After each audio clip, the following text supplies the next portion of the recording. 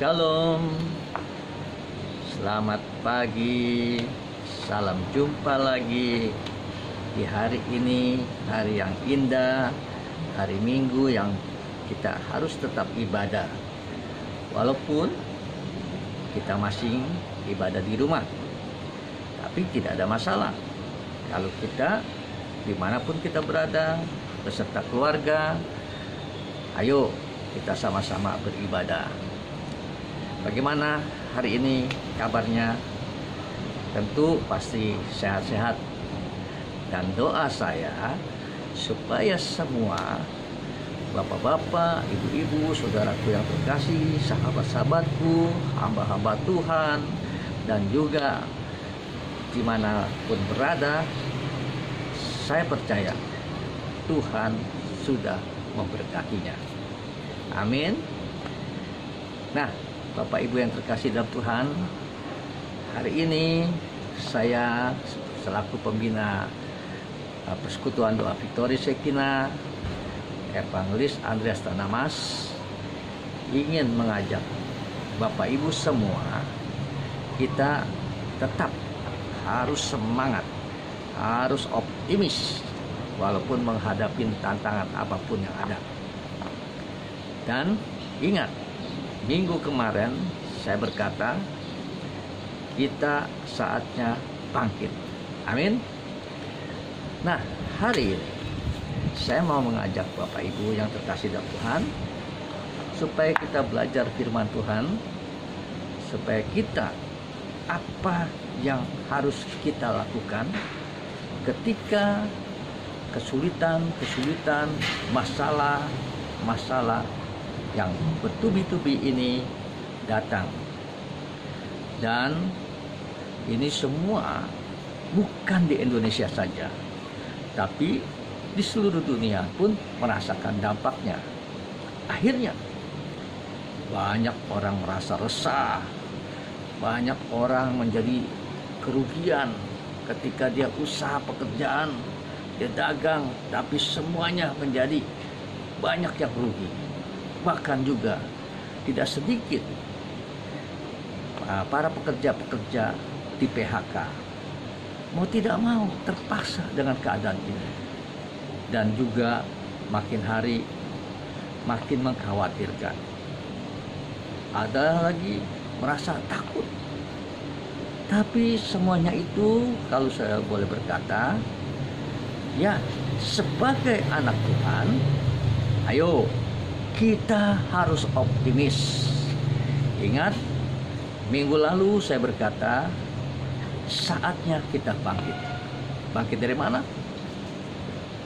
Bangun dari tidur. Ya. Kedua, jangan terlena dengan keadaan. Ketiga, jadilah kita ini terang yang sudah diberikan oleh Kristus, menjadi anak-anak terang. Pancarkan terang Kristus itu kepada dunia. Seperti apa? Bagaikan seperti lilin saja yang kecil, tapi ketika dia berada di dalam kegelapan, lilin kecil itu menjadi bermanfaat, menjadi berkat.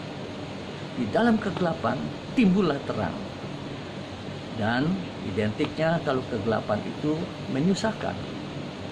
Tapi ketika terang itu terbit, maka kesusahan itu akan pergi.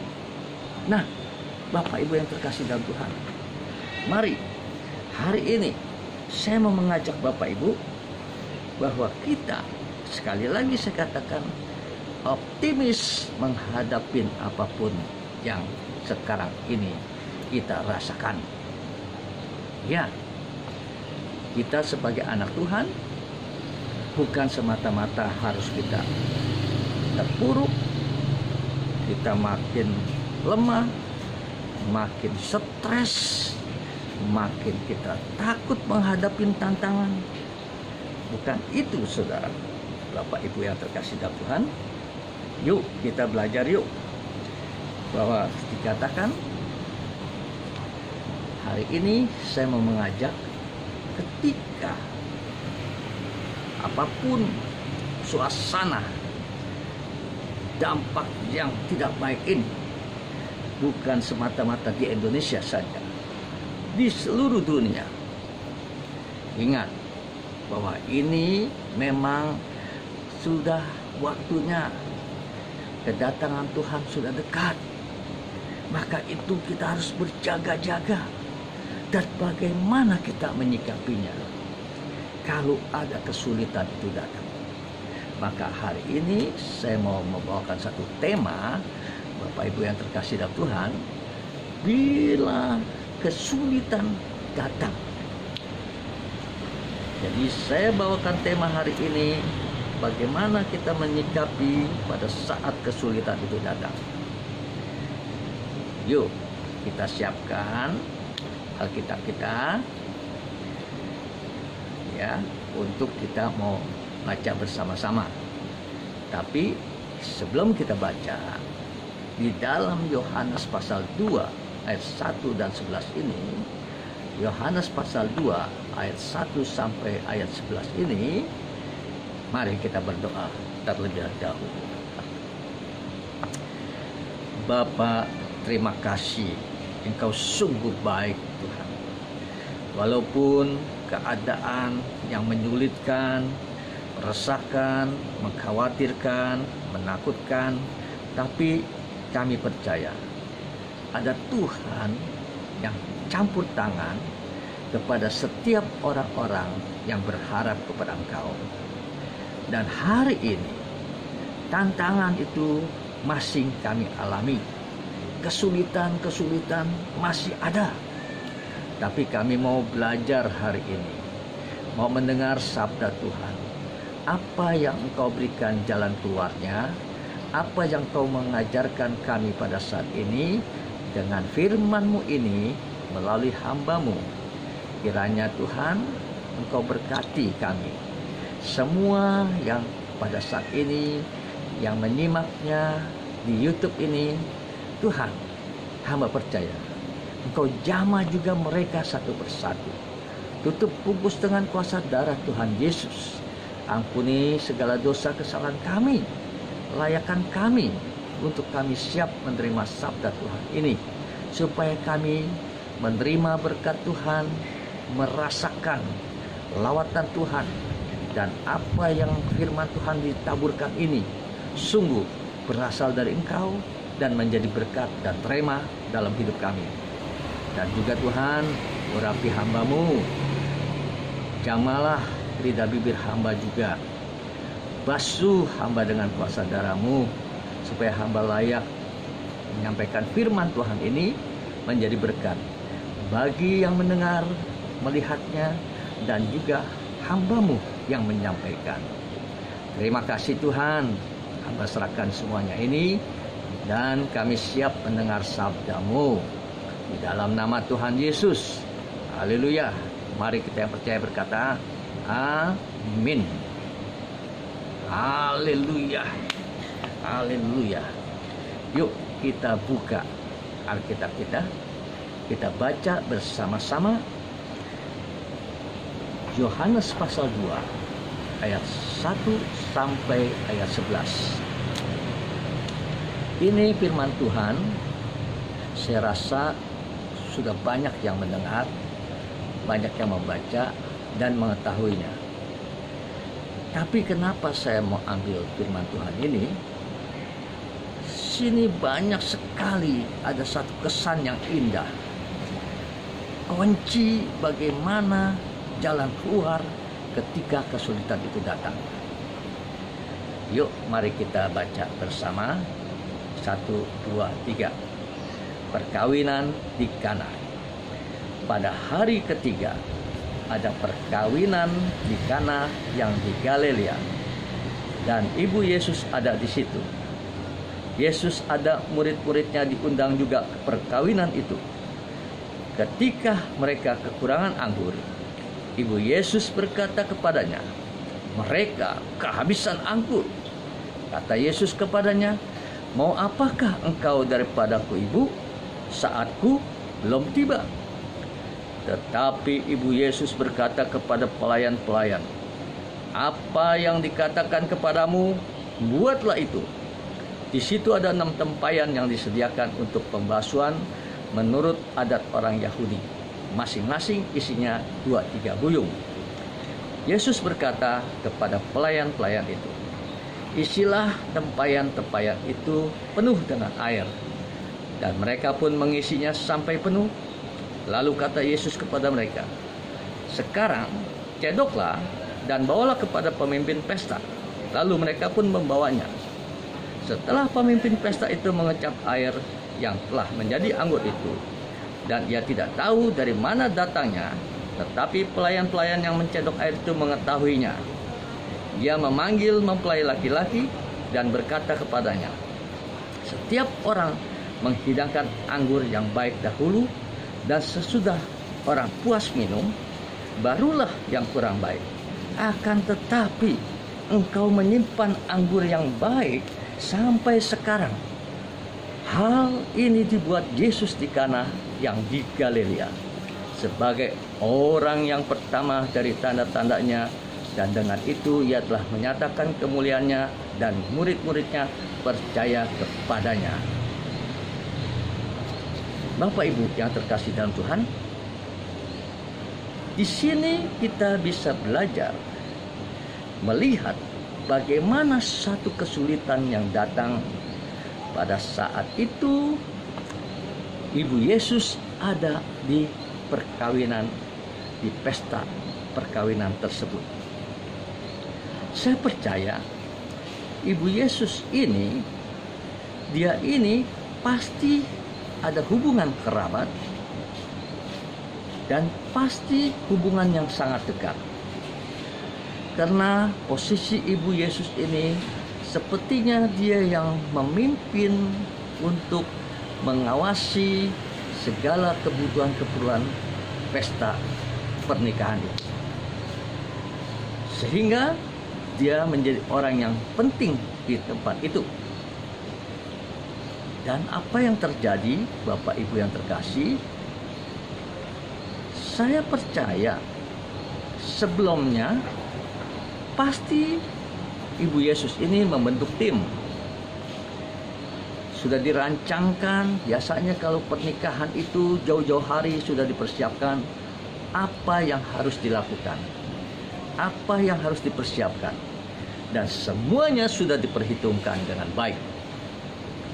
Tapi kenyataannya, Bapak Ibu yang terkasih, pesta sedang berjalan begitu meriahnya, dan ternyata yang datang itu begitu luar biasanya.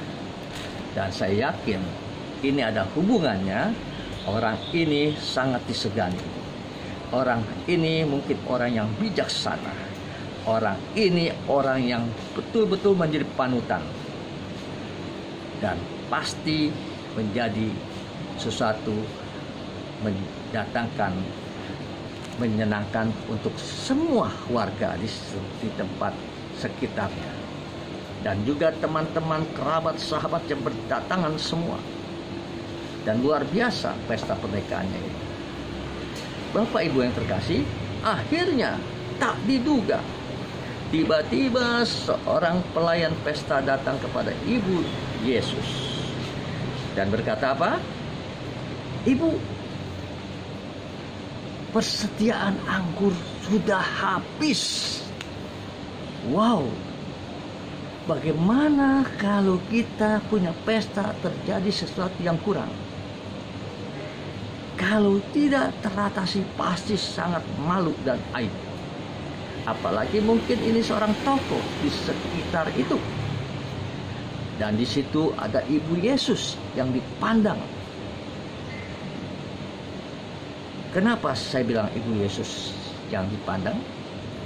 Karena mereka tahu Ibu Yesus dipakai Tuhan. Bagaimana dia sebagai alat kemuliaan Tuhan untuk melahirkan Yesus Juru Selamat datang ke dunia. Dengan secara bagi manusia mustahil, bagi Allah tidak. Dan akhirnya saya percaya orang sangat menghormati Ibu Yesus. Apalagi Yesus sendiri dengan murid-muridnya ada di sekitar situ. Ya, saya percaya menjadi ramai pesta itu. Namun, yang tak disangka-sangka ini, kesulitan datang. Memang Bapak Ibu yang terkasih dalam Tuhan, kalau dikatakan kesulitan itu, kira-kira apakah kesulitan itu bisa beritahu terlebih dahulu, nih aku kesulitan mau datang nih. Lucu bukan? Dan tidak akan terjadi. Biasanya kesulitan itu datang di dalam kelengahan kita. Biasanya kesulitan datang itu ada sesuatu yang memang oknum tertentu ini ingin mencelakai kita. Tapi hal ini adalah anggur yang diutamakan di bangsa Israel. Pada umumnya bangsa Israel semuanya, kalau ada pesta pernikahan, mereka mengutamakan anggur. Karena itu adalah satu keistimewaan mereka. Tanpa anggur, semuanya hambar. Maka betapa pentingnya anggur ini. Dan apa yang terjadi Bapak Ibu yang terkasih dalam Tuhan? Artinya kesulitan datang menghampiri Ibu Yesus ini dengan pada saat pesta perkawinan sedang berjalan. Jadi di sini saya mau melihat tentang kesulitan. Demikian juga pada saat ini kita pun mengalami kesulitan-kesulitan oleh karena pandemi COVID-19. Sehingga akhirnya banyak orang-orang yang merasakan dampak ini. Tapi apa yang harus kita lakukan? Apakah kita harus menyambutnya dengan marah? Ataukah kita menyambutnya dengan apatis, atau apapun membuat kita menjadi terpuruk? Tapi Bapak Ibu yang terkasih dalam Tuhan, kita belajar bagaimana Ibu Yesus ini menghadapi kesulitan. Ya Bapak Ibu yang terkasih dalam Tuhan, sebelum saya lanjutkan, saya mau mengingatkan kembali, jangan kecil hati menghadapi COVID-19 ini. Memang kalau kita melihat makhluk ini sangat kecil sekali. Kasat mata tidak bisa melihatnya. Tapi luar biasa, dia bisa banyak membunuh orang. Oh, saya kadang-kadang berpikir, apakah ini memang benar terjadi atau saya sedang mimpi? Kok sampai begitu mengalami bencana virus ini yang menakutkan ada pada zaman kita ini?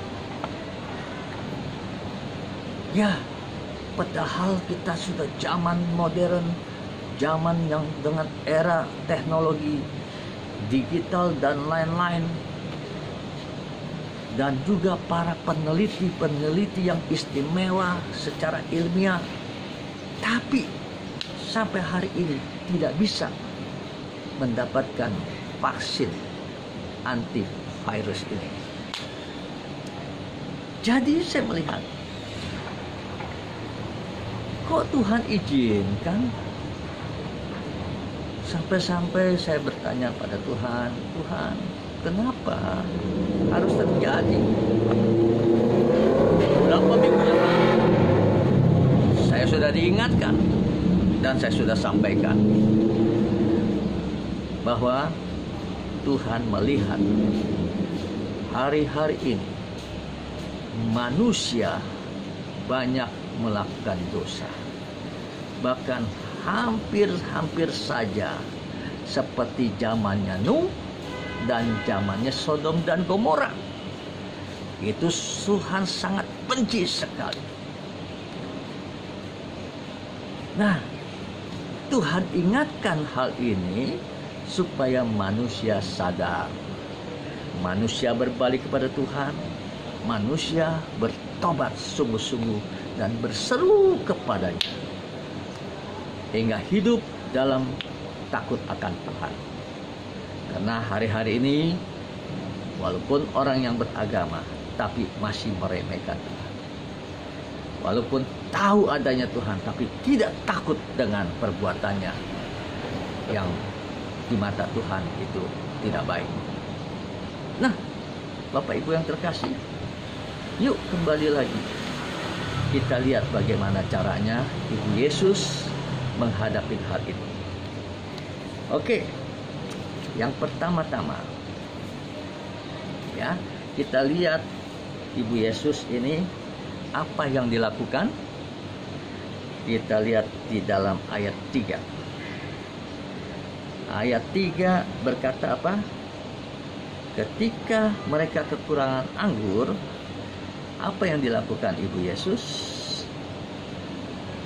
Ketika mereka kekurangan anggur, Ibu Yesus berkata kepadanya.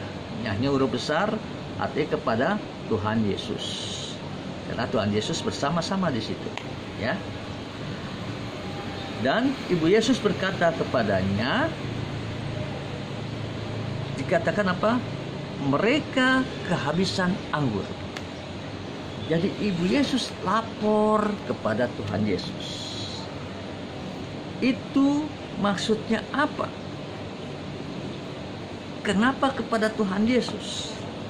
Bisa saja dia bisa perintahkan kepada karyawannya atau timnya untuk segera membeli anggur lagi. Dan pada zaman itu di Galilea ke Yerusalem sangat jauh dan tidak ada kendaraan seperti zaman sekarang. Hanya ada keledai dan juga paling onta. Dan juga tidak ada HP, WhatsApp, dan lain-lain. Jadi tidak mungkin untuk Ibu Yesus memerintahkan untuk membeli ke kota. Dan suasana itu sedang lagi meriahnya, pesta sudah berjalan. Mungkin kalau beli ke kota, pasti tidak akan keburu kembalinya. Dan jadi bisa memalukan. Tapi dia ingat ada satu pribadi yang dia sangat percaya sekali. Karena dia tahu Tuhan Yesus ini siapa. Karena dia yang melahirkan, yang Tuhan percayakan kepada Ibu Yesus. Dan dia datang mencari Yesus. Ibu Yesus berkata, Yesus, ini mereka kehabisan anggur. Nah, Bapak Ibu yang terkasih, jadi langkah pertama, ingat, kalau ada kesulitan atau apapun yang tidak kita bisa atasin lagi, seperti Ibu Yesus tidak bisa lagi mengatasinya, dia ingat ada satu pribadi yang pasti, pribadi yang sungguh-sungguh luar biasa. Dia akan selalu mendatangkan berkat dan solusi. Dan artinya Ibu Yesus menghampiri Yesus dan berseru memohon. Langkah pertama artinya apapun kesulitan, kita harus mencari Tuhan Yesus, menghampiri Dia dan berseru kepadanya, memohon kepadanya. Bukan kepada manusia, bukan kepada orang yang apapun, yang kuat atau apapun. Pada zaman sekarang ini, dokter saja tidak bisa mengatasi virus ini, dan banyak dokter yang berguguran. Apapun jabatan Anda, maupun juga istilahnya Anda berpangkat tinggi, bahkan juga mungkin berpangkat jabatan yang panglima atau apa saja, atau sekalipun presiden. bukan menjadi jaminan itu virus tidak bisa mampir. Ketika lengah, pasti dia mampir. Yang lengah akan diterabas dan tidak sedikit yang gugur. Maka itu kita lihat betapa pentingnya kita mempunyai satu pribadi yang bisa menolong kita. Amin. Yaitu Tuhan Yesus Kristus. Kalau kita mengandalkan manusia, Yeremia pasal 17 ayat 5, terkutuklah orang yang mengandalkan manusia dan mengandalkan kekuatannya sendiri dan menjauh hatinya daripada Tuhan. Oh, janganlah sampai terjadi demikian, kan? Oke, lanjut. Jadi itu yang pertama, ya. Yang pertama, jadi Ibu Yesus menghampiri Tuhan Yesus dan berseru. Nah, terus kedua, apa sikapnya Ibu Yesus pada saat itu?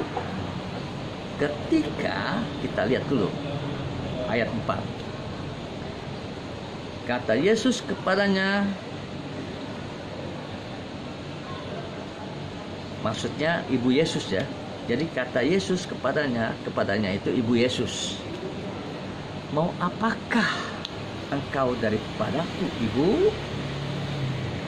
Saatku belum tiba. Tetapi apa yang dilakukan Ibu Yesus ketika dia mendengar saatnya belum tiba? Pasti kita pun bisa berpikir, kalau kita berdoa, meminta dan dibilang saatnya belum tiba, artinya pasti nggak mendapatkan pertolongan. Otomatis tidak mungkin, kan? Demikian saat itu terjadi dialog Yesus dengan Ibu Yesus. Ibu, saatku belum tiba.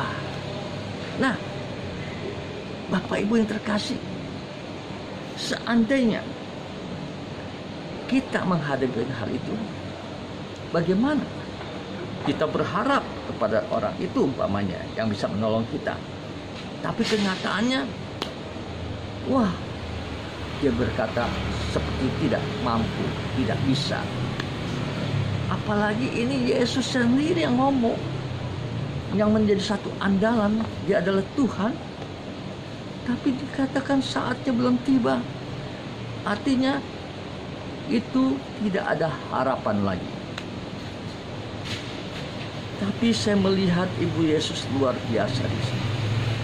Kalau orang lain, saya percaya hari-hari ini, seandainya yang sudah setia melayani Tuhan, pokoknya inilah, akrablah dengan pelayanan. Ketika ada masalah, Tuhan tidak menjawab. Pasti banyak orang yang berkata begini, dia merasa kecewa. Betul? Dia pasti cemberut. Mestinya lu bisa nolong, kok kagak bisa nolong. Nah, dan lagi timbul kesal. Tidak sedikit yang marah, yang bersungut-sungut, dan akhirnya benci. Percuma dah gua ke gereja, percuma dah gua ngemelayanin. Habis kita minta tolong aja gak bisa dijawab, tidak mau tolong. Pasti banyak orang yang demikian. Tapi saya percaya Bapak Ibu yang di sini yang melihat YouTube, enggak ya? Betul? Saya yakin harus begitu, ya. Nah, kita bicara selanjutnya, Pak. Ibu Yesus, dia tidak kecewa, dia tidak marah, dia tidak ngambek. Tapi apa yang dilakukan Bapak, Ibu, saudaraku yang terkasih, kita bisa melihat selanjutnya.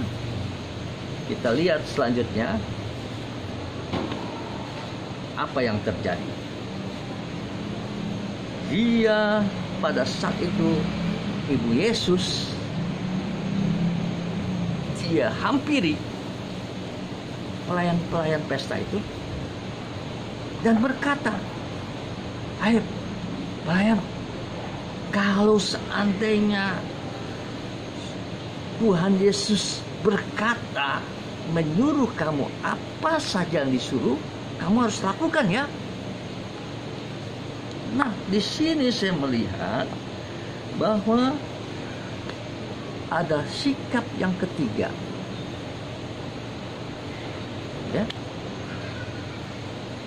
Yang ke satu adalah Ibu Yesus menghampiri Tuhan Yesus. Nah, ini yang sikap yang kedua. Ibu Yesus tidak terpengaruh dengan perkataan Yesus bahwa saatnya belum tiba, tetapi Ibu Yesus tetap melakukan, menyuruh kepada pelayan pesta. Artinya, dia punya iman yang kokoh. Jadi kedua tindakan Ibu Yesus, dia punya iman yang kokoh. Dia buktikan untuk dia berkata-kata kepada pelayannya, siap-siap kalau Tuhan Yesus bicara. Kalau Tuhan Yesus suruh apa, ikutin. Artinya ada satu keyakinan yang luar biasa. Ibu Yesus tidak ragu kepada Tuhan Yesus. Dia yakin Tuhan Yesus pasti menolong. Nah, kita pun demikian. Kalau ada kesulitan apa, kita harus yakin bahwa Tuhan sanggup menolong kita. Amin. Itu artinya iman yang kokoh, iman yang tidak goyah. Jadi itu yang kedua. Yang ketiga, saya melihat pada saat dikatakan waktuku belum tiba, tapi buktinya Ibu Yesus menghampiri kepada pelayan pesta. Artinya itu iman yang bertindak. Kalau kita tidak bertindak, Bapak Ibu yang terkasih, sama juga iman kita iman yang mati. Yuk kita lihat yuk di dalam Alkitab, ya. Yakobus pasal 2 ayat 17. Demikian firman Tuhan. Demikian juga halnya dengan iman. Jika iman itu tidak disertai perbuatan, maka iman itu pada hakikatnya adalah mati. Lihat, Ibu Yesus pada saat dia mendengar waktu belum tiba, secara manusia itu artinya tidak ada jawaban.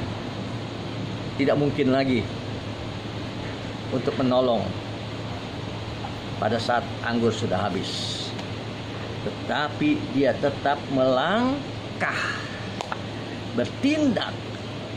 Dia langsung hampiri pelayan pesta. Katakan sekali lagi bahwa apa yang Yesus katakan nanti, ya, kamu harus turut. Nah, Bapak Ibu yang terkasih, luar biasa bukan? Biasanya kalau orang sudah kecewa, pasti dia marah, pasti dia kesal, dia uring-uringan.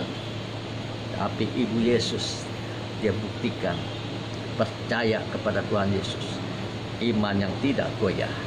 Dia sangat yakin Tuhan sanggup menolong. Jadi iman yang kokoh dia buktikan, bukan hanya omong kosong. Banyak orang, oh saya beriman. Tapi ada masalah, langsung kecewa. Dan dia bisa saja ngambek, tidak mau ke gereja lagi. Dan macam-macam. Sesuatu yang tidak baik dilakukan. Tapi Ibu Yesus luar biasa. Mari Bapak Ibu, kita sikapin bagaimana Ibu Yesus menghadapi masalah. Nah, Bapak Ibu yang dikasih, Itu kunci awal. Langkah Ibu Yesus ada 3 poin. Ingat ya, pertama menghampiri Yesus, memohon. Ya, menghampiri Yesus, memohon. Demikian juga kita. Kalau ada kesulitan, kita bisa datang kepada Tuhan dan memohon. Betul? Nah, terus kedua, kita butuh iman yang tidak goyah. Kita yakin apa yang kita minta pasti dapat. Itu butuh iman yang kokoh. Yang ketiga, iman yang bertindak. Ibu Yesus bertindak walaupun dikatakan saatku belum tiba. Dia bertindak, perintahkan kepada pelayan-pelayan. Dan kolaborasinya saat di situ sehingga mujizat terjadi. Pada saat Tuhan Yesus berkata kepada pelayan-pelayan pesta ini, dia ingat perkataan Ibu Yesus, turuti perkataan Tuhan Yesus. Dan artinya pelayan pesta mempunyai andil, dia punya menjadikan satu tim dengan Ibu Yesus bahwa dia taat. Jadi di sini perlu ketaatan. Bukan semata kita mendengar iya, tapi kita tidak taat akan firman Tuhan. Tapi ini kita lihat kolaborasinya pelayan-pelayan pesta, dia taat. Ketaatan inilah sehingga dia yang itu yang keempat ya, bahwa ketaatan inilah pelayan pesta ini salah satu andil untuk terjadi mujizat. Dan yang kelima, bukan taat saja, dia langsung menuruti perkataan Tuhan Yesus.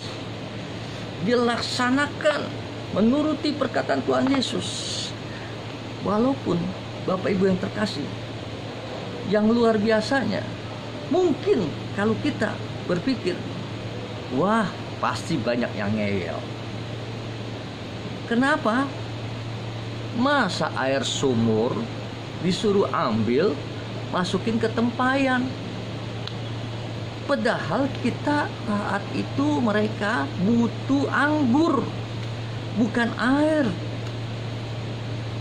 Aneh bukan? Sesuatu yang mustahil bagi manusia. Diingat, bagi Tuhan tidak ada mustahil. Haleluya. Tapi yang luar biasanya dia taat dan dia turuti perintah Tuhan. Ini pelayan-pelayan pesta ini, walaupun dia ambil air dan dia masukin ke tempayan, dia tidak banyak bertanya-tanya dan tidak ngeyel, saudara. Walaupun mungkin ada tanda tanya di dalam hatinya, tapi dia mau taat akan perkataan Ibu Yesus dan dia turuti perintah Tuhan Yesus. Itu yang luar biasa. Bapak Ibu yang terkasih dalam Tuhan, selanjutnya apa yang terjadi? Bukan saja isi airnya ke tempayan saja, tapi Tuhan perintahkan lagi, cedoklah air itu yang di tempayan, bawalah kepada pemimpin pesta, kepada bosnya nih. Bayangkan, waduh, kalau kita berpikir saat itu, mati dah gua nih. Kalau ternyata disicipin masing air, apa yang terjadi? Bisa-bisa aku dipecat, bukan? Tapi ini yang luar biasa, kolaborasi tim dari Ibu Yesus ini. Haleluya. Dia saat itu tetap melaksanakan. Walaupun mungkin ada gemetar, ketakutan. Ya, ini mungkin. Tapi yang pasti dia sudah sampai kepada pemimpin pesta dan pemimpin pesta mencicipinya. Dan apa yang dikatakan pemimpin pesta? Wow, kenapa anggur yang bagus, yang lebih baik dari yang pertama ini masih ada? Padahal biasanya mereka mengeluarkan anggur yang istimewa. Setelah itu baru anggur yang kurang baik. Nah, di sini kita bisa melihat. Tapi rahasia ini yang tahu adalah pelayan pesta dengan Ibu Yesus. Apa yang terjadi? Air kok jadi dicicipin oleh pemimpin pesta menjadi anggur, dan anggur yang terbaik. Saya pernah rasakan pada waktu saya ke Israel. Saya mendapatkan juga di perkawinan di Kana itu ada satu gereja yang saya dengan istri diberkatin lagi di sana, dan setelah itu keluar ada kios-kios yang jual, dan di situ jual anggur. Dan saya ditawarkan yang 12 tahun. Ya cukup mahal. Tapi luar biasa, anggur itu enak banget. Apalagi kalau anggur-anggur yang udah puluhan tahun, saudara. Makanya itu kehebatan mereka, bangsa Israel. Anggur itu diutamakan. Bapak Ibu yang terkasih dalam Tuhan, di sini kita bisa melihat ternyata ketaatan itu adalah salah satu andil menyempurnakan tindakan Ibu Yesus yang saat itu membutuhkan mujizat. Nah, Bapak Ibu yang terkasih dalam Tuhan, maukah kita menikmati mujizat? Percayakah mujizat itu masih ada? Kalau saya percaya, mujizat sampai hari ini masih ada. Karena apa, Bapak Ibu yang terkasih? Karena saya pun mengalami, pernah terjadi mujizat yang saya alami. Pada waktu tahun 2001 dan 2002 saya usaha, ada musibah dan saya hancur, dibawa lari uang sekitar 600 juta lebih. Tahun 2002 kejadiannya. 2001 saya buka perusahaan, 2002 dibawa lari, dan saya mengalami kehancuran dan kebangkrutan. Tapi saat itu saya tetap melayani pekerjaan Tuhan yang dipercayakan oleh gereja. Setiap hari Senin saya harus membawakan, memimpin doa, dan juga membawakan firman kepada doa pagi di gereja. Bapak Ibu yang terkasih, hari itu saya mengajar kepada ibu-ibu dan orang-orang tua itu yang berdoa pagi. Saya membawakan firman Tuhan tentang janda di Sarfat, di mana Nabi Elia disuruh Tuhan ke Sidon, ke kota Sarfat, akan berjumpa dengan seorang ibu janda.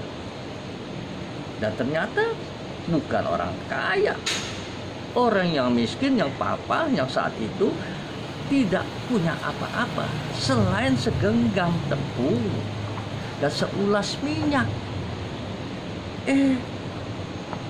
Nabi Elia berkata, "Ibu, buatkan aku roti." Dan pada hari itu, zaman itu sedang masa paceklik. Dan pada saat itu masalahnya adalah paceklik 3,5 tahun lamanya terjadi di Sarfat saat itu. Tapi sebelumnya itu, Elia datang kepada janda di Sarfat itu. Rupanya ada maksud Tuhan supaya kemuliaan Tuhan dinyatakan, supaya janda Sarfat ini menikmati. Dan apa yang Elia minta, dan janda ini berkata, dia melakukannya. Walaupun kalau aku makan juga percuma, besok juga nanti aku mati. Tapi karena ada tepung dan seulas ini, ya baiklah, aku akan buatkan pada tuanku. Dan dia buat roti dan diberikan kepada Nabi Elia. Dan yang luar biasa, terjadilah mujizat. 3,5 tahun itu dia tidak kelaparan. Aneh bukan? Tapi bagi Tuhan tidak ada yang mustahil. Ingat baik-baik. Nah, setelah saya menjabarkan firman Tuhan ini selesai, dan pada saat saya pulang keluar dari gereja, itu kondisi saya sedang hancur.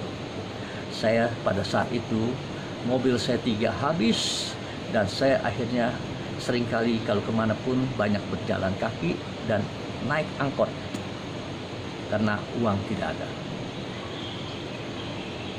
Bapak Ibu yang terkasih dalam Tuhan, karena kesetiaan saya tetap melayani Tuhan, walaupun keadaan apapun saya melayani Tuhan. Naik angkot yang biasanya tidak pernah naik angkot, saya ikut naik angkot. Dan rupanya ada maksud Tuhan hari itu. Ibu janda 2 yang ada di gereja ini kejar saya, hampirin saya, berkata, "Bapak, tolong saya." Saya pikir dia minta tolong untuk didoakan. Biasa mereka suka begitu, minta doakan, "Pak, tolong dong Pak, doakan," gitu. Jadi saya berpikir itu mereka minta didoakan. Tapi kenyataannya apa? "Pak, saya butuh buat anak saya. Mau ujian tidak bisa karena belum bayar uang SPP-nya." Hah? Padahal saya tidak punya uang. Dan Bapak Ibu yang terkasih, saat itu di kantong saya cuma ada 30.000. Tapi memang saya ada ATM. Tapi ATM saya cuma 270.000. Dan saya setiap hari harus kasih keluarga, untuk istri saya beli makanan dan untuk jajan anak-anak sekolah 50.000 setiap hari. Jadi itu sangat minim buat saya, sangat berarti buat saya. Dan dia minta. Tahu Bapak Ibu yang terkasih, saya tidak mau kasih karena saya berpikir untuk diri keluarga dulu. Rupanya maksud Tuhan lain hari itu. Ketika saya berbalik jalan meninggalkan 2 orang ibu janda ini, Bapak Ibu yang terkasih, jantung saya ini tiba-tiba tak. Nah, nggak pernah sakit jantung. Tak. Akhirnya saya berhenti, saya nengok. Ketika saya berhenti nengok ke belakang, jantung saya detak, debarnya berhenti. Aneh, saya bilang. Tapi kembali lagi, saya berpikir lagi secara logika, saya dari mana untuk ngasih dia? Dia mintanya 1 orang 110.000, 2 orang 220.000. Kalau saya kasih gimana buat di rumah saya, keluarga saya? Saya berpikir gitu kan. Tapi inilah dikatakan, ketika kedua kalinya saya jalan lagi, dekap lagi, saya berhenti. Dan saya mulai diingatin oleh Roh Kudus. Tadi kamu bawakan firman apa? Saya kaget. Jangan disampah. Maksudnya apa Tuhan? Nah, saya ingat, walaupun tidak punya, ada yang seadanya, seminimnya bisa diberikan, dipersembahkan. Itu membuat nanti kamu akan dipelihara Tuhan. Kaget saya. Dan akhirnya saya panggil ibu ini. "Ayo mari kita ke ATM. Ada uang atau tidak nih?" Saya masih pura-pura lagi. Akhirnya sikatnya ambil di ATM. Ternyata benar, cuma bisa ambil 250. Karena uang saya ternyata tetap 270.000. Bayangkan, saya begitu susahnya, hancur. Dan ada maksud Tuhan untuk melaksanakan perintah Tuhan. Ketika saya berikan dia dan saya minta kembaliannya 30.000-nya kembalikan, dan saat itu dia berteriak, terima kasih Tuhan, haleluya, terima kasih Pak Andreas, luar biasa. Di situ gembira. Dan di situ saya tidak melihat masalah saya lagi, saya ikut gembira. Waduh, kok begini bahagianya aku bisa memberi. Dan pada saat saya berjalan naik angkot pulang ke rumah, di angkot saya termenung lagi, saudara. Aduh, ini bagaimana ntar istri saya tahu, ya, ntar malam saya harus diminta 50.000. Sekarang saya cuma ada 30.000 buat ongkos segala macam, tinggal 20.000. Bagaimana? Terus sama 30.000, artinya kan masih ada 50.000. Cuman kan saya habis, tidak punya apa-apa lagi dong. Pada saat di rumah saya terus berdoa, Tuhan, tolong saya Tuhan, tolong saya Tuhan, bagaimana caranya Tuhan, ini saya rasanya tidak mampu. Saya selalu berseru sama Tuhan gitu. Sore sekitar hampir jam 6 ada suara, pergi ke ATM. Wah, saya sampai sempat bicara begini, pergi ke ATM. Loh, tadi kan tinggal 20.000, tapi ini suara jelas suruh pergi ke ATM. Akhirnya saya jalan kaki pergi ke ATM. Dan apa yang terjadi pada saat saya masuk ke ATM, saya pencet-pencet dan klik, saya di situ tercengang sampai nangis sungguh-sungguhkan. Dan di belakang sudah ngantri banyak orang yang saya tidak sadar. Akhirnya saya diketok-ketok. Kenapa? Saya nengok, orang udah pada ngantri. Kenapa, Bapak Ibu yang terkasih? Saya tercengang. Itu menjadi 2,5 juta lebih. Haleluya, luar biasa Tuhan. Saat-saat aku sangat membutuhkan, dan ternyata maksud Tuhan, firman yang kita taburkan harus kita juga bisa laksanakan. Jadi pada saat itu berbalik, janda yang datang minta berkat sama juga itu Nabi Elia. Saya yang dikatakan sebagai hamba Tuhan adalah janda yang miskin. Jadi pada saat saya berikan, gak bedanya janda di saat itu memberikan kepada Nabi Elia, dan akhirnya terpelihara 3,5 tahun lamanya. Nah, Bapak Ibu yang terkasih dalam Tuhan, maukah kita mengalami mukjizat hari-hari ini dalam kondisi yang demikian? Ya, mari kita ikuti apa yang seperti Ibu Yesus. Dia menghampiri Yesus, berseru memohon, iman yang kokoh, dan juga dia juga iman yang bertindak. Kolaborasinya kita bisa lihat ketaatan yang terjadi kepada pelayan, kita harus taat. Dan ketaatan itu saya lakukan pada saat saya taat dan turuti perintah Tuhan. Di situ saya mendapatkan mukjizat. Bagaimana Bapak Ibu yang terkasih dalam Tuhan hari-hari ini? Maukah mengalami suatu mukjizat? Bagi Tuhan tidak ada yang mustahil. Masa sekarang ini masa yang sukar, tapi percaya Tuhan Yesus ada. Tinggal maukah kita menghampiri Tuhan Yesus, memohon kepada Dia? Harus punya iman yang kokoh dan iman yang bertindak. Percaya, ketaatan dan turuti perintah Tuhan itu menjadi satu berkat upah yang Tuhan sangat berkenan. Sehingga janda di Sarfat mengalami pertolongan Tuhan semasa paceklik 3,5 tahun. Dan Ibu Yesus tidak dipermalukan dalam perkawinan di Kana. Dan saya pun mengalami pada saat saya kritis uang dan saya tidak punya apa-apa, tapi Tuhan pelihara saat itu luar biasa. Maka itu Bapak Ibu yang terkasih dalam Tuhan, mari janganlah kita terlena dengan keadaan, tapi mari kita bangkit. Mari kita angkat panji-panji Kristus. Terang Kristus kita harus pancarkan kepada orang-orang yang sedang lagi menderita. Kalau boleh Bapak Ibu yang terkasih, kita berikan apapun kalau kita ada kepada orang-orang yang sedang membutuhkan.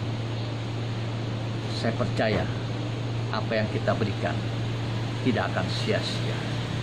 Karena ketika kita membantu orang yang lemah, maka itu sama juga sudah memiutangin Tuhan. Dan Tuhan pasti bayar kepada saudara dan juga pada saat saya lakukan.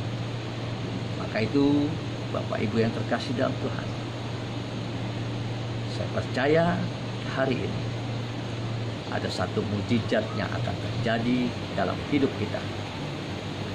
Mari kita berdoa. Bapa di surga, hamba mengucap syukur terima kasih. Ada masjid Tuhan yang indah, yang hamba boleh dengar, boleh membaca firman Tuhan, dan juga jadikanlah kami pelaku-pelaku firman Tuhan. Kami mau percaya bahwa apapun kesulitan, jika ada Tuhan di pihak kami, maka kesulitan itu pasti ada jalan keluar. Di mana Ibu Yesus Tuhan tolong, dan juga Tuhan tolong janda di Sarfat, dan juga hamba pernah mengalami secara pribadi. Dan hamba percaya kepada jemaat-jemaat Tuhan dan juga bagi yang melihat YouTube saat ini, dimanapun berada. Kalau ada kesulitan apapun, masalah persoalan apapun, hamba sangat percaya Engkau sangat peduli kepada anak-anak-Mu ini. Jika ada yang berbeban berat, Engkau berikan kelegaan Tuhan. Jika mereka yang sedang bersedih, Engkau berikan penghiburan. Jika mereka Tuhan tidak ada jalan keluar, Engkau yang membuka jalan keluarnya. Tuhan, hamba percaya para yang hamba-hamba Tuhan maupun anak-anak Tuhan dimanapun berada, dari Sabang sampai Merauke maupun di seluruh dunia yang melihat YouTube ini, Tuhan berkati mereka. Yang sakit Tuhan sembuhkan, yang lemah Tuhan kuatkan, dan Tuhan buka jalan selalu, dan Tuhan berkati sehingga ada kekuatan yang baru, terobosan yang baru, sehingga kami boleh mengangkat tangan, mengucap syukur kepada Engkau. Engkau sungguh baik, teramat baik. Berkati Presiden kami saat ini, Bapak Presiden Joko Widodo, dan juga Wakil, bahkan juga para Menteri, DPR, MPR, bahkan juga Tuhan aparat negara, TNI, Polri, termasuk Tuhan dokter-dokter yang di garda depan, para suster dan perawat-perawat yang lain, dan Tuhan yang mereka sedang menangani COVID-19 ini. Tuhan berkati mereka, bungkus dengan kuasa darah-Mu, dan Tuhan hentikanlah COVID ini, hingga Tuhan jauhkanlah COVID ini dari negara kami Indonesia dan dari bangsa-bangsa. Dan kami sangat percaya mujizat sedang berjalan, bahwa COVID ini sebentar lagi akan hilang, tidak ada lagi di permukaan bumi. Kami mengucap syukur, terima kasih Tuhan. Haleluya, haleluya. Mari kita yang percaya berkata amin. Shalom Bapak Ibu yang terkasih dalam Tuhan. Semangat ya, percaya bahwa Tuhan sanggup menolong Bapak Ibu dan juga saya, dan kita semua bangsa Indonesia akan dipulihkan Tuhan. Ekonomi akan dipulihkan Tuhan. Dan kalau pemulihan sudah terjadi, saya ingatkan lagi yang kemarin saya dapat, para investor-investor luar negeri akan datang berbondong-bondong masuk ke Indonesia. Haleluya.